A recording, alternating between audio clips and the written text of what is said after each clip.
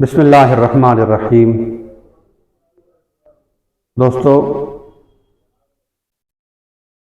तमाम तहरीकी साथियुनि खे गुज़ारिश थो कयां, जीअं त तव्हां सभिनीनि खे ख़बर आहे जेके हालात पंजाब में आहिनि ओड़ा हालात सिंध में न आहिनि के। सिंध में अमन वारो माहौल आहे। तो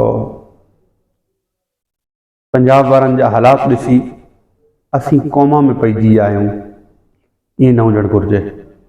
ॿाहिरि निकिरो मैदान ते, ऐं जिन्हनि वटि मोबाइल आहे, हीअ जेका माइक आहे हीअ 3-4 हज़ार रुपए जी आहे। इन खां सस्ती माइक तक़रीबन 1500-2000 ताणी बि मिलियो वञे थी। ब्लूटूथ वारी 2 माइकियूं बि मिलियो अची वञनि।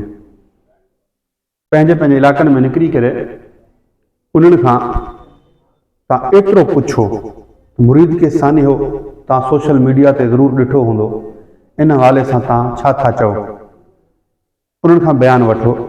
यकीनन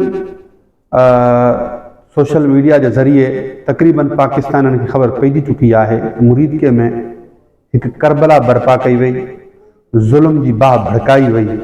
इन लिहाज़ सां सोशल मीडिया ते इहा मुहिम असांखे जारी रखणी आहे। असीं पंहिंजे मक़सद ऐं मिशन खे छॾे करे असीं ॿी तरफ़ हलिया विया आहियूं, जंहिं जी वजह जे करे सानिया मुरीद खे विसारियो थो वञे। हुकूमत इहो ई चाहे थी त असीं इन काज़ खे विसारे विहूं, पंहिंजे कमनि में लॻी वञूं, या असीं तनक़ीदनि जे पुठियां पइजी वञूं। तनक़ीदुनि खे छॾे करे तव्हां निकिरो, पंहिंजे पंहिंजे शहर में पंहिंजनि पंहिंजनि माण्हुनि खां इहा राय वठो। ऐं ॿिए नंबर ते जेके थोरो समझदार आहियो, उहे पाण सां गॾु हिकु तस्वीर खणो शहबाज़े जी, ॿी तस्वीर खणो ख़ादिम हुसैन रिज़वी साहिब जे शहज़ादे जी, अल्लामा साद हुसैन रिज़वी साहिब जी, ऐं माण्हुनि तक वञो ऐं ॾेखारियो ही हक़ ते आहे या ही हक़ ते आहे। इन बारे में तव्हां छा था चओ, इहे सभिनी माण्हुनि खां राय वठो ऐं उन राय खे तव्हां सोशल मीडिया ते आम कयो, ताकि असांजो एहतजाज सोशल मीडिया ते बरक़रार रहे।